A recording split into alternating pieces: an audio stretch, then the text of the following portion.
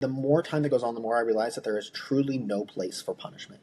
Punishment does not belong in self-punishment, that is, does not belong in any form of any growth, of any journey, of anything. If punishment worked, none of us would be here. We'd all be out of a job because we don't need any help from anybody else. We are great at punishing ourselves.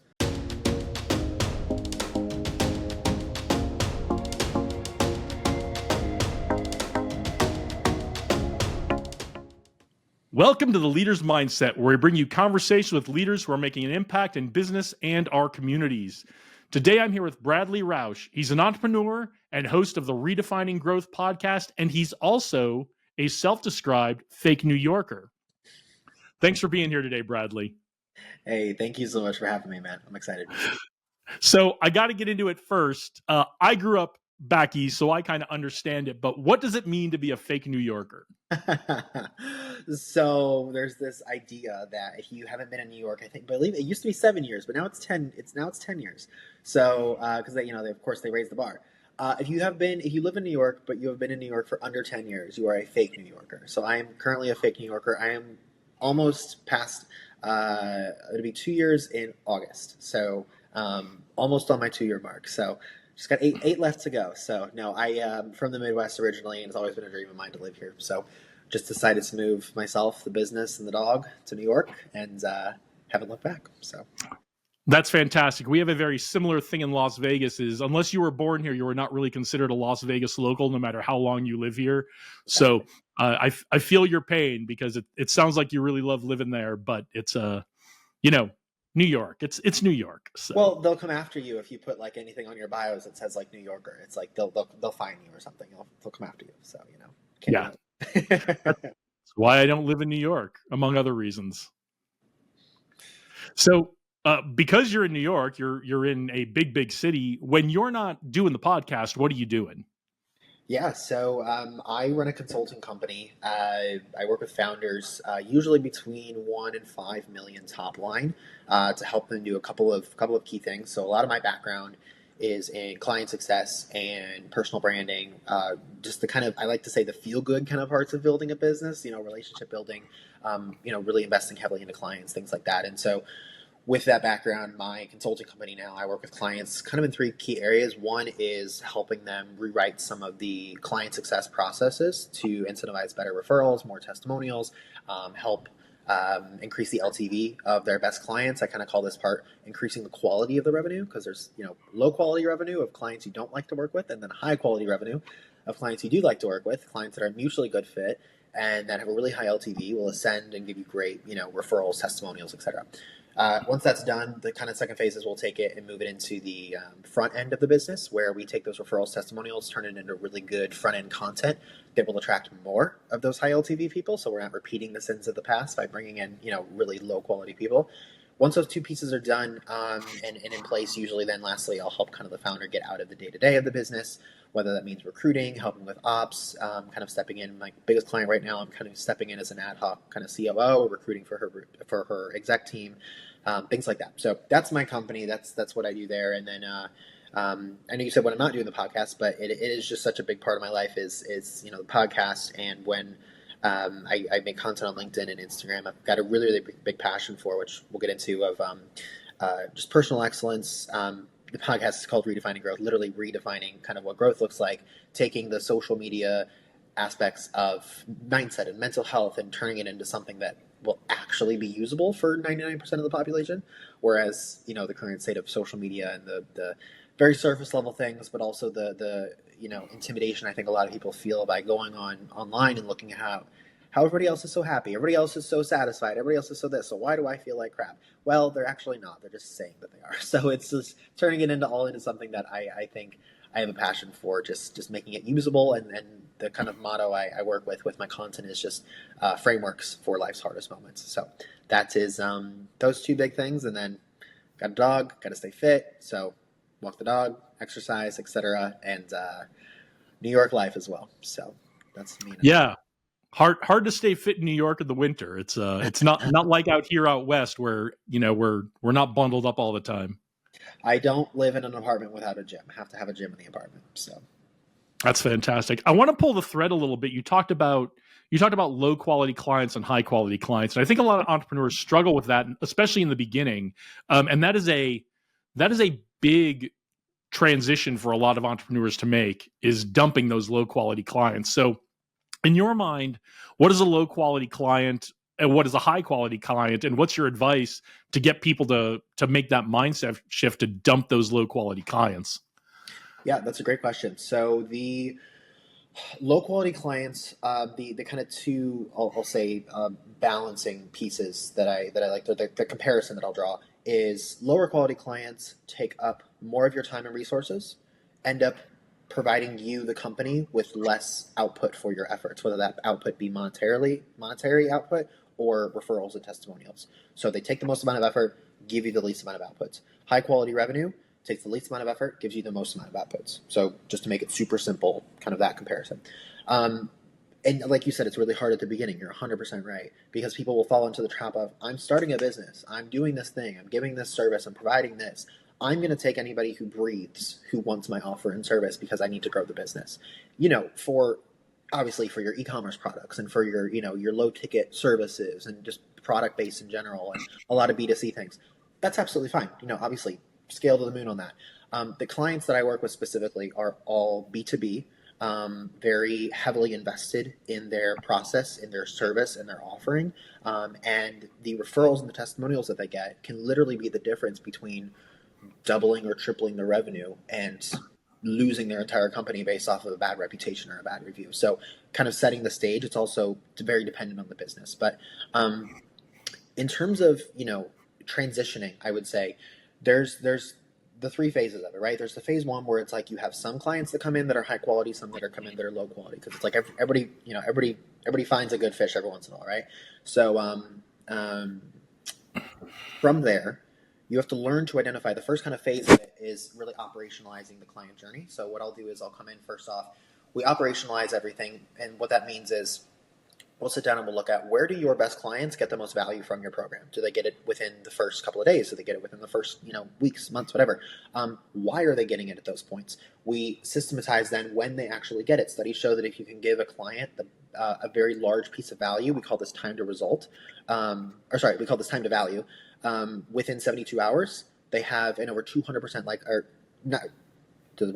they have a 20% higher likelihood of staying long term in your company, in your offer, with your services. So we try and get them to have a really great experience, a valuable experience within 72 hours after money exchanges hands. So for instance, that's something that we'll employ inside of the client journey. So there's a lot of those different moments that we put inside the client journey. Once we do that, and once it's primed for the people who will get the highest LTV, who will be the highest quality revenue, we have to then work on processing out the people who are lowest quality, and then reverse engineering who those high quality people are. And then of course attracting them on the front end. So, it's a process. It's not easy. Don't get me wrong. It's not like a, light you can switch on and off. But the realization that a lot of people come to, the reason I don't work with businesses usually most of the time doing below $1 million a year. And again, these are all, B2B service-based things. But the reason I don't work with that is because usually there's a couple oh shit moments, pardon my French, that people will have once they get kind of past that $1 million a year run rate. One of which is, I can't do this on my own. I have to get help. I have to outsource. I have to have a team. I have to have people. And that's really where I shine, is helping them with that, not only from a mindset, but also a tactical transition. And the second thing that they realize is, I have to be careful of what clients I let in the door, because a bad client that I let in the door takes way too much time, way too much effort to serve, and I don't get enough out of them, because it's a two-way street. So once they have those two kind of realizations, then I can come in and be like, okay, great. Now that you've had the come to Jesus talk with yourself, now we can actually start to do things and implement things. It's a bullet to bite for sure, when you have to come in and be like, hey, these 40% of your clients, we're going to obviously continue serving them to the best of your ability, but you're losing this 40% of the market, because if you continue serving them, you will never grow to where you want to be. But the good news is, this other 60% that is really qualified, or better yet, this top 20% that is really, really, really, really qualified, that you really, really love to work with, let's go find more of those. And then we strategically do that. So it's a process for sure. There are a couple things I really love about that. One, it's all about relationships. It's about building good relationships with clients, good relationships with customers, and that being a two-way street, not just providing value to them, but expecting they're going to provide some value to you as well. So I really like that. And then the second piece I really like about this is you've systematized it, Yes. right? You've got this kind of in general provide that really great value within 72 hours of getting the money. And I know that's flexible depending on what we're talking about here, and the kind of business. I love that it's systematized on what we give as entrepreneurs. In whatever that key time frame is. There's a second piece of this, which is, do you have a recommendation for when we go ask for that review, when we go ask for that social media post? When do we go make that ask to solidify that relationship with the client? Great question. So, the mention of time to value earlier. So there's two specific key points that I will always are the first two things that I'll always set up for a client. It's called time to value and time to result. And there's a lot of studies and everything done online on this. So highly recommend anybody listening to go check this out. So the point at which you the point at which you have time to value with a client, just as a definition standpoint, is the time at which you provide value to a client that they have not received from another program or offer that was promised to them during the sales process. So there's a couple things in there. Number one, you provide value to the client that wasn't offered to them in another program or service. So that sets you apart. Number two is that that was promised to them during the sales process. That is really, really key important because it will solidify that trust with them. And ideally, if you really know your crap, you can make this something that they were saying maybe during the sales process, or maybe had an objection that you overcame. They're like, oh, are you sure you can really do this for me? And you're saying, yes, we can do that for you. I did it for so-and-so. We can do it for you as well. You come in, you do it within 72 hours. The trust you build with them is through the roof. So if you really want to get into kind of the weeds of the strategy, great thing to do there. So that's time to value. The other metric that we look at is time to result. This is the point at which the client will receive all of the promised value that was promised during the sales process. So there's really, really fascinating studies and research done, again, around kind of before, during, and after these points of time in which you hit these metrics. A couple, for instance, is, so time to value, as I said, that's the first one. You want to achieve that within 72 hours. Studies show if you can achieve that within 72 hours after payment exchanges hands, the likelihood that they will stay with you and become a long-term client is extraordinarily high. Time to result, you want to get this before 75% of the entire program is completed.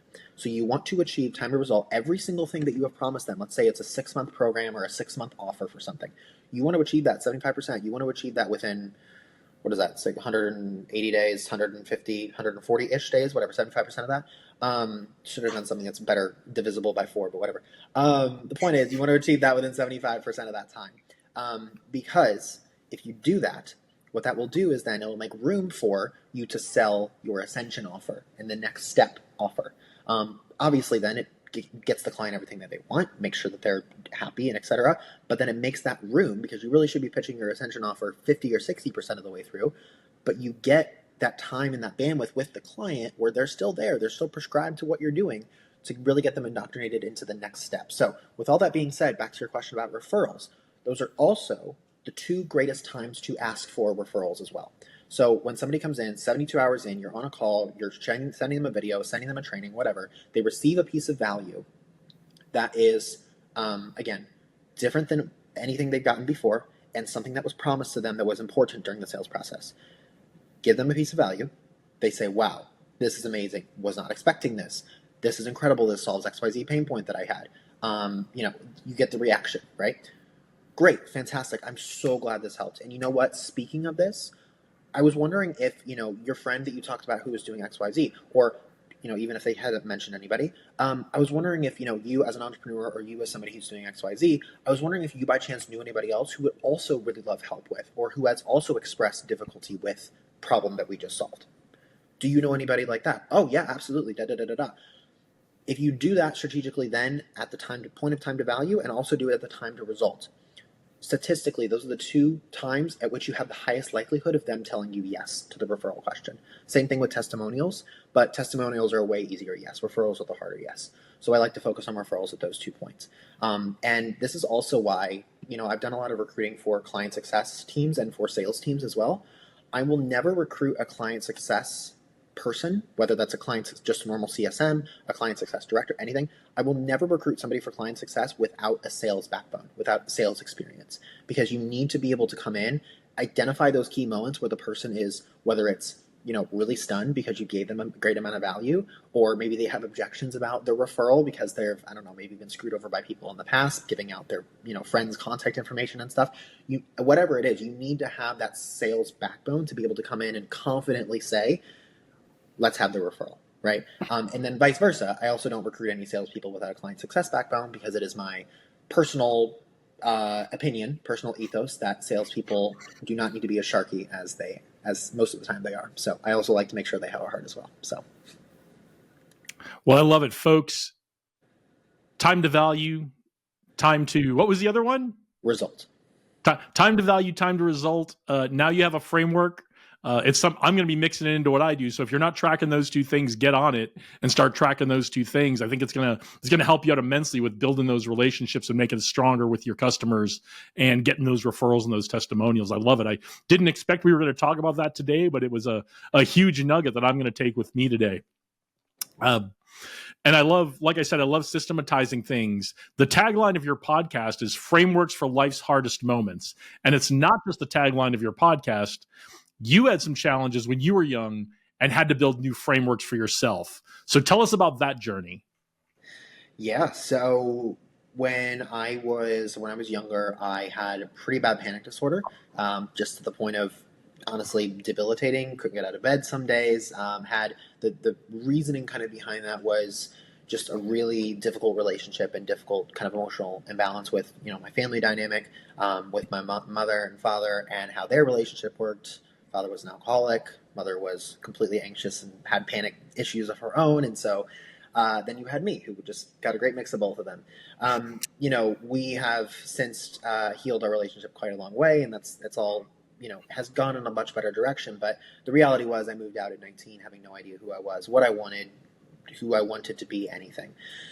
And so I just said, I have to kind of start with what I don't like before I can start with what I do like, right? And so in that, I looked to, mentors of mine. I've met a lot of amazing people, and been in therapy for 10 plus years now, etc.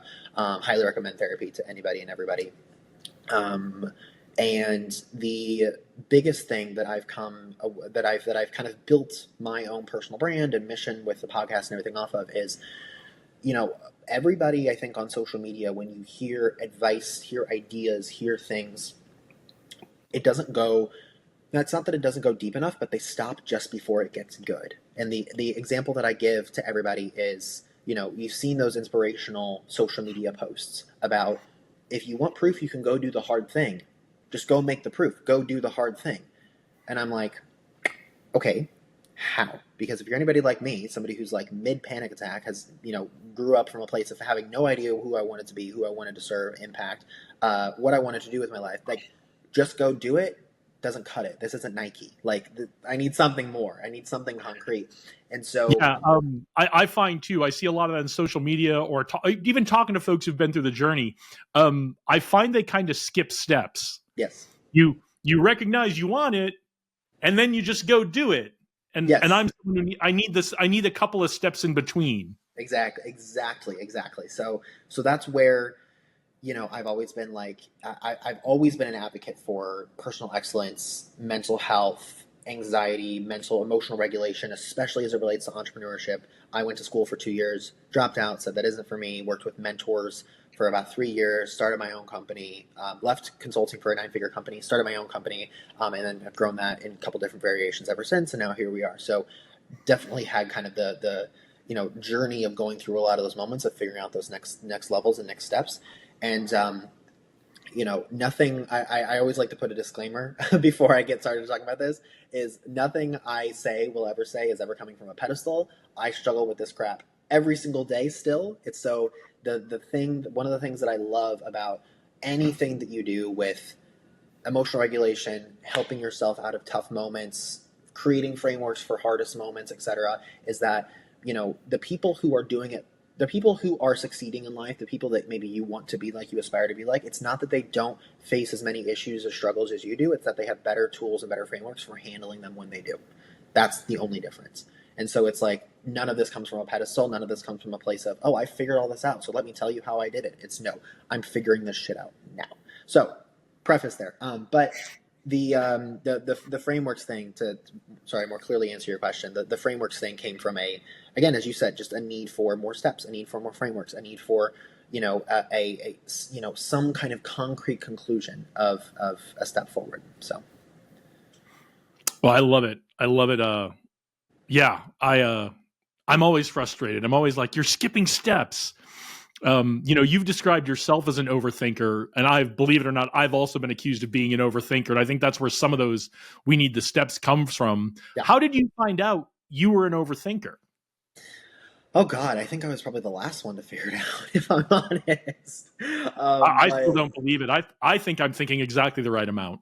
Well, there we go. No, I mean, I don't know if there was ever really a moment or a thing that made me realize I was like, oh, I'm definitely an overthinker. What I can tell you is my brain has always been, going in 10,000 different directions. My brain is always on. It's very difficult to turn off. There's a lot of people that would, associate something like, your relation style to others and your attachment style to others and things like that is, the anxious attachment people are more prone to overthinking. The avoidant attachment people are more prone to underthinking. And I talk a lot about that as well, because it's not just the relationships with ourselves that are important, but again, how we relate to others, and that can fall on the side of either anxious or avoidant or a bit of both. But the kind of, after, I would say, a era of self-discovery, well, still in that, hopefully always will be, but after a season of self-discovery and things, it's just, that's clearly me. And it's really interesting. I listen to Chris Williamson's podcast a lot, and highly recommend for anybody listening. And something that he said, I don't remember what episode, unfortunately, but there was an episode where they were talking about basically this difference between, would you rather be emotionally aware and understand just how painful life can be, or would you rather be emotionally unaware and be blissfully unaware of how painful things can be? And his answer was, I'd rather be emotionally aware and able to experience everything life has to offer, including just how painful some moments can be. And I resonate with that as well.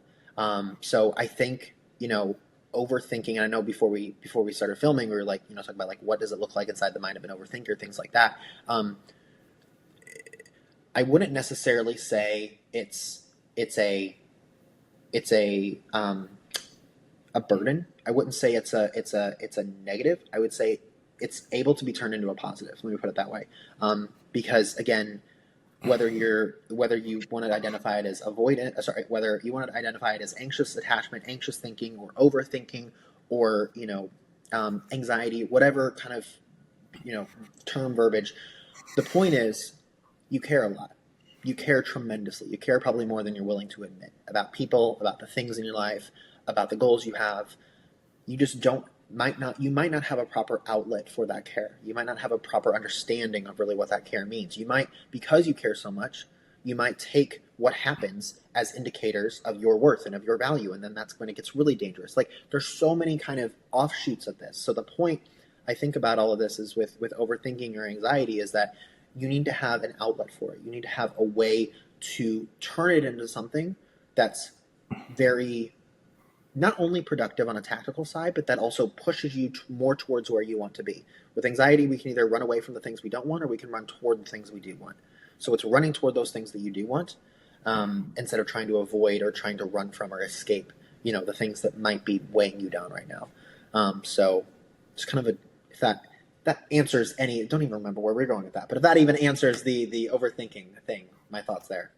Classic overthinker answer, right? Right? Exactly. I know. No, I completely resonate with that, because I am an overthinker. I know that now that I am. And it served me really well in the Air Force. When I was doing jobs like flight testing, or when I was doing rapid prototyping on the technical side of things, it was great. What are the risks? What are the problems that could come up? That your mind going 100 miles an hour, it very quickly can figure out what the problems you're going to face down the road are. But when you get into more of the dealing with people part of it, and especially as I came, when I was working with the State Department and the government of Iraq when I was in Iraq, I had to slow down that thinking, and I had to learn to build the relationship and listen and not point out all of the things that could go wrong. So yeah, you've got to, and then when you do that, you're right, you do need to find that outlet, right? So what was the outlet you found, and then what were some of the frameworks you created to help you get through the overthinking?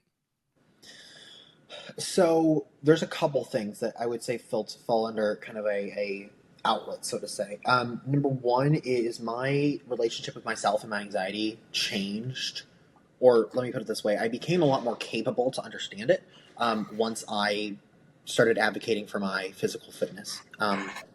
I've about 3 years ago, I lost 45 pounds. Went on a complete fitness transformation. Even dabbled in fitness coaching actually for a tiny bit of time, and really found a passion for. It's not passion for the gym. I still most of the time I still hate the gym, to be perfectly honest with you.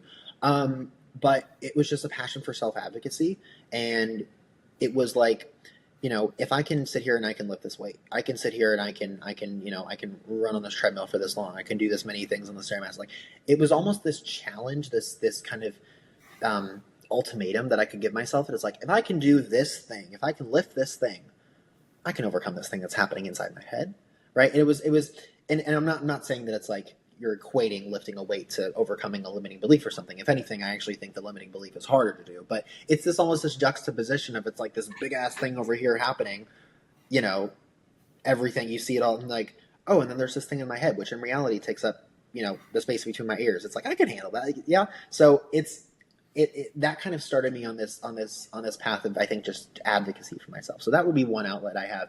The other is, of course, the business, and I spend a lot of time thinking about the overlap between just entrepreneurship in general and the daily grind of that with personal development, personal excellence, emotional regulation, etc. And the overlaps are just limitless. I think a big shift for me was when I started realizing that, punishment. I think a lot about, like, punishment and how we treat ourselves, and the relationship we have with ourselves. And this again aligns with the entrepreneurship side, holding yourself accountable, and then personal side of personal excellence and growth and striving to become someone, something, etc. The more time that goes on, the more I realize that there is truly no place for punishment. Punishment does not belong in self-punishment. That is, does not belong in any form of any growth, of any journey, of anything. If punishment worked, none of us would be here. We'd all be out of a job, because we don't need any help from anybody else. We are great at punishing ourselves. We don't need help from anybody else. If punishment worked, all we'd be doing is sitting here punishing ourselves for everything, and then we'd be getting better. But it doesn't work, because when you punish yourself, you actually become less capable of it, because it ruins your beliefs, or it limits your beliefs about what you are actually capable of doing. When you're able to let punishment go, and when you're able to say, the fact that I didn't achieve what I wanted to achieve, that I deeply cared about, that's punishment enough. And when you're able to see that, and then regulate yourself to know that the quickest way to get to where I want to go from this moment of not doing what I wanted to do in the way I wanted to do it, is to actually just try again. It's not to sit here and sulk for days on end. It's not to sit here and emotionally beat myself up. It's not to sit here and overthink everything. It's to get up, use the information I've learned from this last attempt, and try again with objective reasoning, not subjective punishment and subjective rationals. So I think the more time that goes on, the more that I strive to not punish myself for when I gave my all for something. And even when I don't, even when there are absolutely things from time to time where I'm like, what? That was a blind spot that I had, that I didn't see, that I didn't try as hard as I could, or I didn't do it in the way that maybe I would have liked to, or whatever. Again, if punishment worked, it would work, but it doesn't. So that's something that I really strive for and live by, I think, with just life in general. And back to your, thing about the outlet, is in a way an outlet for me, because it gives me the permission to suck. It gives me the permission to suck at something until I'm good at it, right? Layla Hermosi has this thing of like the four quadrants of conscientious competence. So there's first unconscious incompetence, where you don't know how bad you are at something. Then there's then there is conscious incompetence. That's where you know how bad you are at something. And then conscious competence, that's where you're consciously getting good at something. And then there's unconscious competence, where you don't know how good you are at something. So it's that grace to allow yourself to go through those four stages without grief, without beating up on yourself, without telling yourself, believing the bullshit stories that you're telling yourself, because your fight or flight responses are kicking up and telling you that you shouldn't be going somewhere that you're uncomfortable. I think that entire process is something that I really stand by, and is a big kind of just emotional outlet for me, if that makes sense. Absolutely. Well, let's take a break from overthinking things. Let's play a game. Are you up for a game? Let's do it. All right. The name of this game is Rapid Response, so don't overthink anything. We want to get the first answer that comes to your mind. Now, That doesn't mean it's got to be a one-word answer. Elaborate as much or as little as you'd like, but we want to get the first thought that comes to your mind, okay? Okay. All right. Bradley Rausch, rapid response round. Your time begins now. Podcast recommendation. Layla Hermosi build. Great one. A framework for thinking we should all adopt today. Don't try and be a 10 out of 10. Accept the fact that you're not feeling a 10 out of 10 and do it anyways. Love it. Someone we should all be paying attention to. Ryan Serhant. He is a real estate broker here in New York City who has completely dominated the online social media space recently and is expanding into a lot of different industries, television, more social media content, etc. He's a great example of taking a very niche product. He runs a brokerage, taking a very niche product and turning it into something from a social standpoint that is applicable and can resonate with the masses. His journey is really inspiring. Sounds like someone who needs to be on this podcast. There we go. Okay, what is either your get pumped up song or your walk on music? Cruel Summer, Taylor Swift. Oh wow, good one. Okay, I had never even heard of that song till like a year ago, and then I started hearing and seeing it everywhere. And I know it's not a new song. I am a huge Swiftie. I went to the Eras Tour twice. I would show you. I use my phone as a webinar because the camera's better for podcast recordings. But I would show you. Otherwise, my phone is there. I have a Taylor Swift phone case. No joke. I'm a huge Swiftie. So yeah. Well, you can send us a picture of it, and we go. We will edit it into the episode. Besides Taylor Swift, the biggest influence in your life? Layla Hermosi and Jasmine Star. Okay, good ones. A lot of Layla Hermosi love today, which is great. We love the Hermosi because they're here in Las Vegas with us, so we love everything they're doing here. Acquisition.com is the only company that I would, if there was ever a world in which I got an opportunity to work for Acquisition, the only company I would drop everything I'm doing and go work for, without a doubt. They are quite often hiring, so don't sleep on that. They are looking for folks like you. Oh, I've made it through a couple rounds of interviews before. Trust me. I have like a calendar thing to check once a month. I'm on it. and it is not easy. I've had friends go through it and not get hired. I've had friends go through it and get hired. It is not easy. They are exacting and demanding in who they're looking for, as they should be. As it should be. A book everyone should read. 90 Seconds to the Life You Love. It's a book that goes over the very, I think, overhyped and overutilized idea of grounding yourself. So people on social media will talk about meditation, yoga, etc., grounding yourself. But again, it's a very woo-woo thing because not a lot of people really understand it. or rather it's presented as a woo-woo thing, but it's not. Meditation, grounding yourself, journaling, whatever your practice is, mine is journaling, is so important because your body has a built-in exhaust system where when you can get the energy and the emotional feeling of a thought or a negative feeling from your head into your body has an exhaust system that will actually get it processed through and out of your body within under 90 seconds. So this book goes over, it's called 90 Seconds to the Life You Love. This book goes over that entire process and some really effective ways of actually processing the feelings, getting them out of your head, getting them into your body, and then your body will do its job of removing and processing through those feelings a lot more efficiently. Best summertime activity in New York City? The ferry. That is interesting. I can do hot weather. I mean, born and raised in the Midwest, I can do hot weather. But I also love the water. I go jet skiing a lot. But honestly, taking a nice afternoon, not the Staten Island ferry. I'm not sure. Riding, I'm talking Never like the a ferry. Staten Island ferry. Yeah, no, not Staten Island ferry. I'm talking maybe a ferry over to Ellis Island, go on Ellis Island for a bit, go over to Statue of Liberty. I don't know, maybe do a lap around Manhattan or something like that. Just something like classic New York.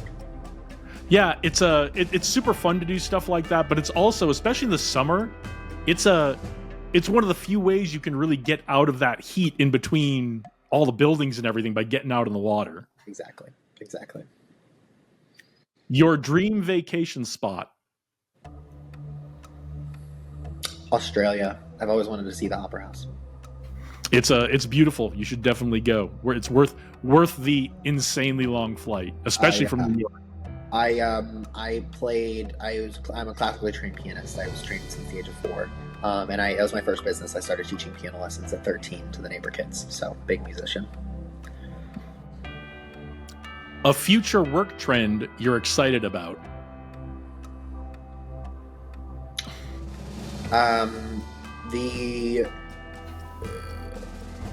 The abandoning of AI for human elements of content creation. I think it's a really under talked about concept that there will come a tipping point, probably within the next year or two, to be honest with you, where AI generated content, AI generated videos, AI generated whatever becomes so overused and overconsumed on social media that people begin craving human, personal attention, content, etc., where those that can really master and develop a personal brand, I think if you can weather the next 24 to 36 months of AI-driven content, I think you'll be perfectly positioned to be able to really capture that kind of yearning to go back to a more humanized connection or social media experience. I agree. I think the pattern recognition machine in our brains, especially for us overthinkers, is going to very quickly be able to start unconsciously picking out AI content from real human. I've already noticed it in podcast ads. I listen to it and I go, there is something I don't like about this woman's voice. Why am I hearing her on so many of these podcasts? And I realize it's AI generated voice reading AI generated copy, and so our brains are already starting to adapt, which is funny to me because it's taken our brains so long to adapt to social media, and we're really not there yet. The way our brains get tricked by social media, but we seem to be picking up on the pattern recognition of what's AI and what's not very quickly. It's interesting because all of the trends, all of the funding, all of the progress, all of the progressive kind of voices in the business are all going toward AI, and for the record, as they should, because it is a very innovative, very exploratory, very exciting space. There's so much potential with it, especially for scaling some of those more mundane, more rudimentary tasks in any business. Absolutely for that. I use a crap ton of AI in my business. Totally get it. I'm all for it. But from a specifically content perspective, social media, how people view content, those 15, 30, sometimes hours they spend a day on social media, how they a lot of people will use that time to actually get their socialization time in every day. I think the reason I say weather the storm of the next 24 to 36 months is because, again, all of the attention is going to AI. But once it reaches that peak where it's like, this really can't get any better. Like, we got these like AI things that they look 99.9% like humans. It's really hard to tell them apart, but you can kind of still, like you said, there's kind of something there that's maybe not right. Like, once it gets to that peak, I think there's going to be a tipping point where it's just a craving for that raw, unedited, goofy, human type experience. I agree. It's coming, and the best way out is through, right? So Yeah, exactly. Last one. Favorite sports team or player? Favorite sports team or player? Gosh. Novak Djokovic, tennis. I have not watched. I have to admit, probably have not watched tennis in about 6 months. But I played tennis in high school, a little bit in college, and then usually watching the opens and stuff like that. Novak's my favorite player. So. He's an incredible athlete. Oh man, that's amazing. So, all right. Well, thanks for playing our game. Of course. It's always fun to get to know our guests a little bit in a way that the business and leadership questions don't always get us there. So I want to get back to what we were talking about, overthinking and emotional responses and that kind of thing, Yep. because you've often spoken about imposter syndrome. Yep. So tell us a little bit about your journey with that. So imposter syndrome, I don't think is necessarily it's interesting because it's like this overhyped thing of like it's literally in the name. It's a syndrome. I think if you really were to distill it down, everything about imposter syndrome or trying to achieve something you haven't achieved before, it's just essentially, to put very simply, because again I like simple things. It's just simply where your expectations didn't meet reality. You tried something, it wasn't as easy as you thought it would be, or you tried something and it took longer than you thought it would take. You tried something and it didn't feel the way you thought it would feel. Like whatever that expectation was, reality didn't meet it. So out of a response of our survival instincts, our fight or flight instincts, which tell us to stay where we're comfortable, which are used to defending us, 10 million years of evolution say that we should be scared of lions and bears and stay in our caves, etc. Our brains don't know the difference between trying something and failing at it, even as as small as it might be, or running and being terrified of a lion. So your brain, as a result of that mechanism to try and keep us safe, our brains are made to keep us to survive. They're not made to help us thrive. You're responsible for rewriting that, or rather for improving that. So with that, what happens when you try and achieve something that doesn't feel the way you thought it would, you didn't get there the way you thought you would, you didn't get there in the time you thought you would, is because you lack the information at this point of what it would have taken to achieve it in the time you wanted to, of what it would have taken to achieve it in the way that you thought it would feel, or the way you thought it should have been achieved. You lack that information. Your brain sees that area as, I'm uncertain about that. I don't know what's going to happen there. I don't know why I don't know what I don't know. And you'll start to go, maybe this means something. Maybe this means something about me. Your brain wants to claw you back to staying where you're comfortable, aka not trying to achieve what you want to achieve. Because if you want to achieve it, odds are you haven't done it before. So you're going to be uncomfortable. So your brain wants to claw you back.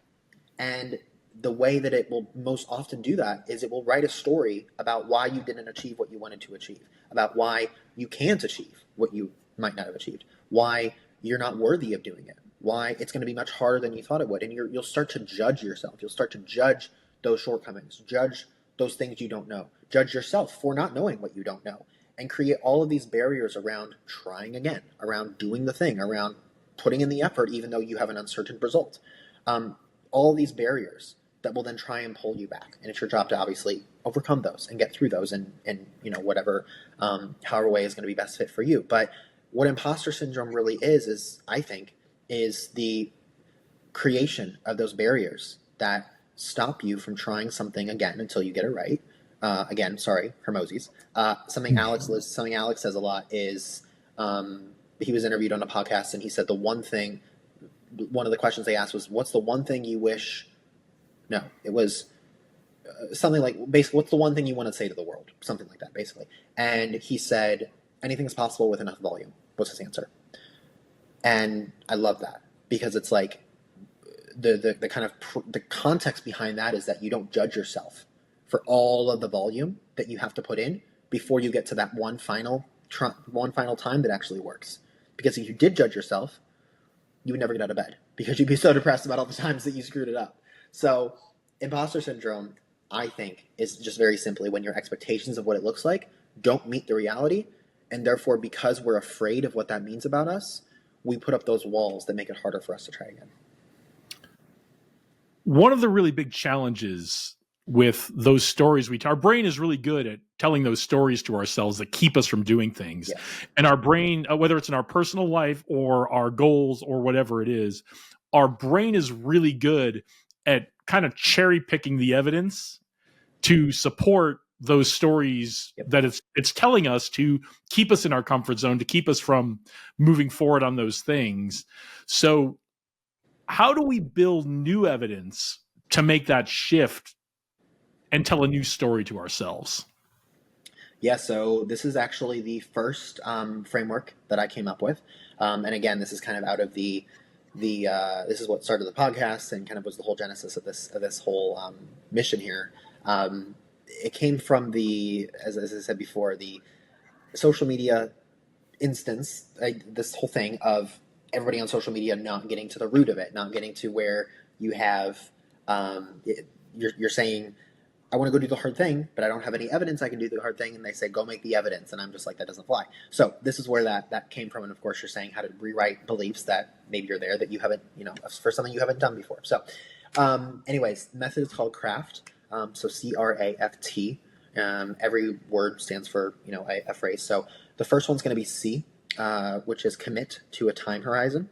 Whenever we go out and try and do something we haven't done before, oftentimes we will allow ourselves to use every single thing that happens as data and therefore then directives about how we should feel, what we should think, what we should do then in response to that. We give ourselves the permission to renegotiate the rules at every single point in time. If you're trying to go out and build a business and you sit down and it's like you set up your LLC and you run into a technical error or something, and then you try and go post on social media, and that's a lot harder than you thought it was going to be, and whatever it is, you let all of those little roadblocks and all those frustrations, and there will be many, you let all of those little frustrations dictate what your action is next. You use that data as directives. So setting a time horizon, committing to a time horizon, means you set yourself for a predetermined amount of time. Maybe it's even just a day, but usually, a week, a month, a predetermined amount of time where you don't let anything, barring like major life events, you don't let anything give you the permission to renegotiate the rules. Because what's going to happen is one of two things. Either A, you meet the goal, in which case, great. B, you don't meet the goal, but you're a hell of a lot closer to meeting it than you probably would have been if you let yourself renegotiate every single step of the way. And then you have objective data about what works, what doesn't, and what you can improve on next time. So C is commit to a time horizon. R is reveal not only your goal, but the action steps along the way. So a lot of people will go to their friends and say, hey, Timmy, I want to start the next $1 billion company. Your friend Timmy's like, great, that's awesome. Timmy can't really do anything else to support you. People can't hold you accountable to building the next $1 billion company. If you go to Timmy and say instead, hey, Timmy, I'm going to build the next $1 billion company. I want to set up my LLC next week. I want to build my website, and I want to make my first 3 social media posts. Great. Timmy can hold you accountable to doing all of those things. So reveal not only your goal, but the action steps you're taking to get to the goal, because that's what others and yourself can hold you accountable to. A is for act with curiosity, not criticism, not judgment. So the example I give for this is like with fitness. If you're on your 10th rep of something, you're going to the 11th rep, but you've never done the 11th rep before. You could either sit there and think, oh, this is going to hurt. This is going to suck. I can't do this. Maybe I hurt myself. Maybe it's awful. Or you could say, I don't actually know what the 11th rep is going to feel like. I've never done an 11th rep before. I have no information. I have no data. Give yourself the benefit of the doubt. Curiosity, not criticism, not judgment, not assuming it's going to suck just because you've never done it before. And you know what? Even if it does suck, great. Now you have the information, and now you can objectively figure out how to make it better. So A is act with curiosity, not criticism. F is frame if-then plans. So we always have, depending on who we are, based on our nature and nurture, every one of us has shortcomings, has pitfalls that we fall into. We are more prone to fall into because of our history. Take those moments that you're more likely than not to fall off the wagon and create a plan for what happens when you fall off the wagon on how to get back on as quickly and as efficiently as possible. So, people will often say, oh, and this goes back to the punishment thing. People will often say, oh, well, if I was trying to stay on, trying to eat healthy today, but I didn't, and I had cake because it was a friend's birthday or something. Oh, that's horrible, and I'm gonna eat like a bunny tomorrow, and I'm only gonna eat like vegetables because I need to starve myself because I had too many calories. That's punishment. The better version of that is, I had a slice of cake today, or better yet, even if you're in the moment and you're saying, I've already had one slice of cake, I really want two, but I also really care about this weight loss goal. You're going to say, you know what, I'm going to have a half of another slice instead of the full slice. That's going to be better. And I'm going to go home. I'm going to maybe take a 5,000 step walk. And then I'm going to wake up tomorrow morning and I'm going to just commit to what I was already planning to do. You make a plan, or make at least a semblance of a plan for what happens if and when those pitfalls that you're more prone to falling into actually do end up happening. And that's just, again, going to save you from the punishment and makes it much more sustainable. And the last one, T, is tolerate the short-term discomfort. This one's the most important one, because a lot of people, when they think that they will, when they will try something new, and again, myself included, try something new, you expect that just because it's novel, it's new, it's exciting, even it's something, it's something you haven't done before, it's something unfamiliar. There's this little bit of curiosity about, ooh, what's this going to be like? How quickly can I do this? You get this. It's not. I don't think it's like a conscious thinking of oh, this is going to feel really good, but there's this excitement, let's just say, that kind of overwhelms the reality of the expectation of what it's actually going to feel like. Anything that you do that you haven't done before, that is new, that it pushes you somewhere, not going to be comfortable. And so I think oftentimes we expect for it to be comfortable, and we're very disappointed when it actually is in fact comfortable. And I'm not saying you need to be a Debbie Downer and think, oh, this is going to suck. But I'm just saying, don't let the fact that it is uncomfortable dictate what you do moving forward. Your feelings are data, they're not directives. So tolerate the short-term discomfort. Lean into the discomfort. Look at the discomfort and say to yourself, I'm actually glad this discomfort is here. Because if it wasn't here, I wouldn't be doing anything differently. I wouldn't be growing into the person I want to grow into. And I would keep being the sad sack that I've been being for the last X amount of time. So the fact that this is uncomfortable, the fact that this sucks, is actually a good thing, because it means I'm doing something different finally. So those are the 5 things that I encourage people to focus on when trying to achieve something that they have not achieved before, or go in a new direction. That is amazing, densely packed advice. I hope everybody is going to go back and listen to that again. I found that incredibly helpful as well. So what are you growing into right now? What's coming up for you for the rest of 2025? Oof. So I have, in the business, I have just hired an EA, finally. Waited on it way too long. Who's going to be handling a little bit more of my exec tasks in the business, which is fantastic. So adding to my team there. My biggest client is growing pretty rapidly. That will also probably be expanding as well for myself and my integration with them. So I'm really excited for that. A lot of referrals, fortunately, super blessed, have been coming in lately. So probably working with several new clients, which I'm really excited about. And then personally, one more thing on the professional side as well. I'm really excited to, as I shared with you, Jason, I'm going to be, my goal is for this year, 25 podcasts in 2025. So, building out my personal brand with that. But ideally within 2026, I would like to start, a public speaking arm of the company, whether that be, coaching, life coaching kind of things, but sharing a lot of these frameworks that I share, on the podcast and in my content. So it's all on the business side. I tell you what, honestly, on the personal side, it's actually really interesting. Something that has been coming up for me, again, not speaking from a pedestal, somebody who's doing this working on this every single day, is I have come to the realization through a lot of different things that have happened lately in my life that I want to become more skilled at 2 things, actually. Number 1, asking for what I need on a personal level. I think, as somebody who, again, is an anxious attachment type person, some of my personal relationships, friends, partner, etc., I'm not as skilled at asking for what I needed and advocating for what I need as I thought I was. That's something I'm really actively working on and doing a lot of deep work on. The second is sitting in the shit. I am somebody who, as you can probably tell from the podcast and everything, I'm somebody who likes steps. I like next steps. I like, what do I do next? What do I do with this now? If you give me, I don't care how long the list is or how hard it is. If you give me, 98 and a half steps that will, if I complete all the steps, will get me to X outcome that I want, I will do the 98. I would rather that than only having one step to get to where I want to go, but I don't know what the step is. Like my brain has a hard time handling that. So sitting in the shit, really sitting in the feeling of uncertainty and understanding that in order to get to a place of certainty or even some semblance of certainty, I have to be okay with I have to accept the uncertainty. That I think is something that I'm